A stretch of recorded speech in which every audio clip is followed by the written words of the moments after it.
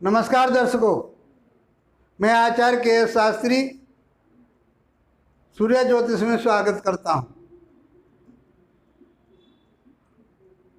हमने आप लोगों को सूर्य से लेकर के केतु तक के कार्यकत्व बता दिए।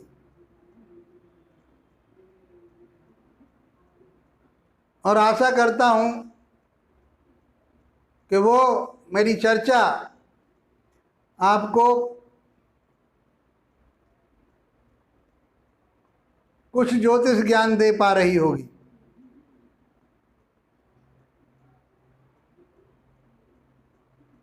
ये बेसिक ज्ञान जो चल रहा है, हमारी वीडियो क्रमशः चल रही हैं। यदि आप ज्योतिष को सीखने के इच्छुक हैं, ये आज टेक्नोलॉजी का युग है, जिससे हम आप लोगों तक पहुंच पा रहे हैं, आप हमें सुन पा रहे हैं, आप इससे कुछ ज्ञान प्राप्त कर पा रहे हैं। तो सीखिए दोस्तों। लेकिन हमारी जो वीडियो हैं उनको क्रम से ही देखते रहिए। जब क्रम से आप उसे देखेंगे तो आपको लाभ मिलेगा, समझ पाएंगे।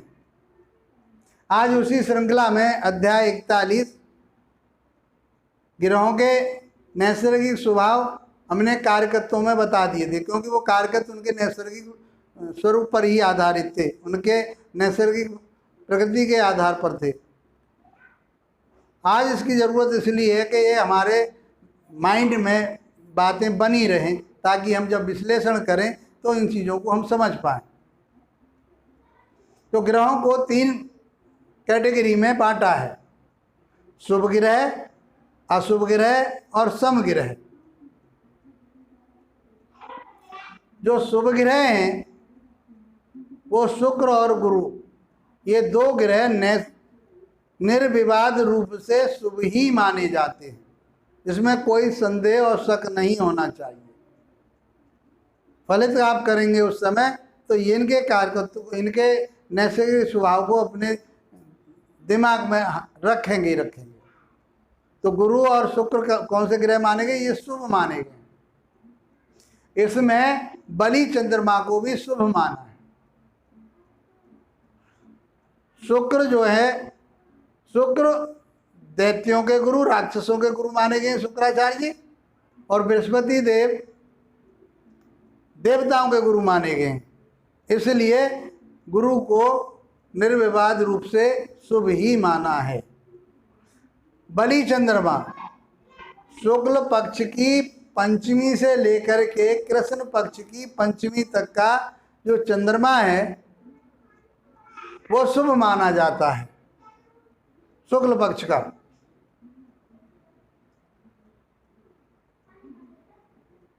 दूसरा जो माना गया है, अशुभ ग्रह कौन कौन से हैं उसके बारे में चर्चा करते हैं। सूर्य, मंगल, शनि, राहु, केतु और क्षीण चंद्रमा, ये अशुभ माने गए, पापी माने गए।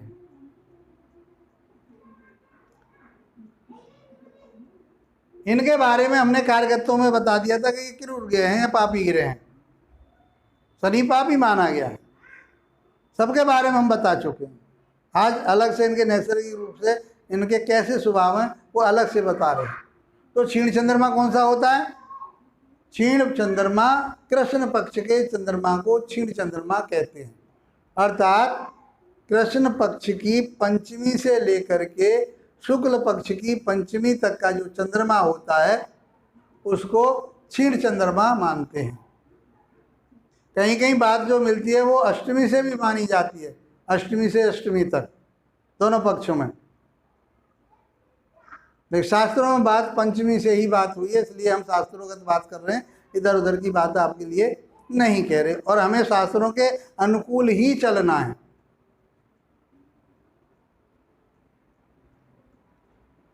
तीसरे नंबर पर सम ग्रह है बुध। बुध को सम माना है। अब सम क्या होता है? सम होता है, हमने कारकत्व में भी इसके लिए नपुंसक बताया था,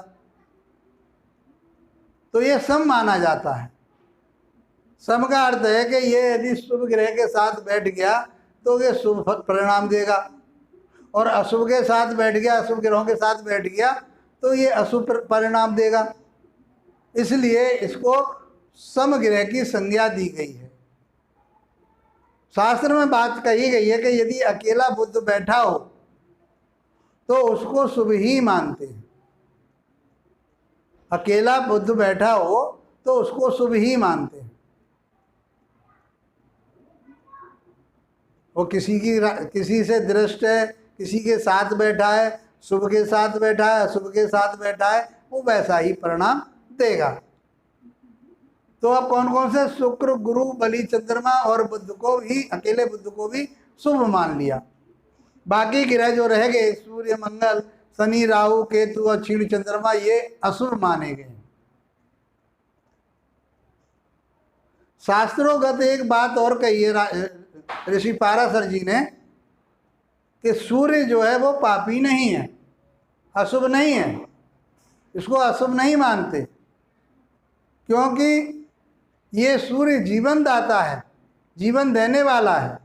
इस ब्रह्मांड को यदि देखें तो इस सूर्य से ही चल रहा है।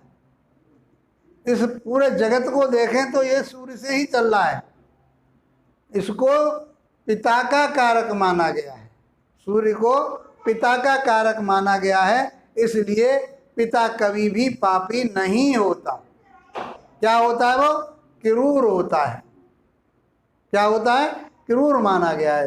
तो सूर्य को पापी नहीं कहते, पापी नहीं होता, ये क्रूर होता है। दोस्तों ये चर्चा आपको इसलिए बताई गई कि इनके नैसर्गिक स्वभाव के आधार पर, इनके नैसर्गिक स्वभाव को हम नहीं भूलेंगे। जब फलित करेंगे तो इनका नैसर्गिक स्वभाव रहेगा ही रहेगा। उन स्वभाव के का भी विश्लेषण में, फलित में प्रभाव पड़ता है। तो आशा करता हूँ मित्रों, ये छोटी सी चर्चा आपको पसंद आई होगी, अच्छी लगी होगी। हमारे वीडियो आप क्रम से देखिए, आप सीख पाएंगे, अच्छे ज्योतिषी बन पाएंगे। ये मेरा प्रयास है। मैं सोच रहा हूँ आप लोग, मैंने यही सोचा है कि आप लोगों तक मैं अपने इन बातों को इस टेक्नोलॉजी के माध्यम से पहुँचा सकूँ और आप इसका लाभ उठा सकें और कहीं ठगे न जाएं। इतना ज्ञान आपको हो जाए कि आप किसी के पास जाते हैं तो अपने आप को वहाँ से सुरक्षित समझ करके कि ये आदमी ने, इस व्यक्ति ने हमारे बारे में सही बताया या गलत बताया।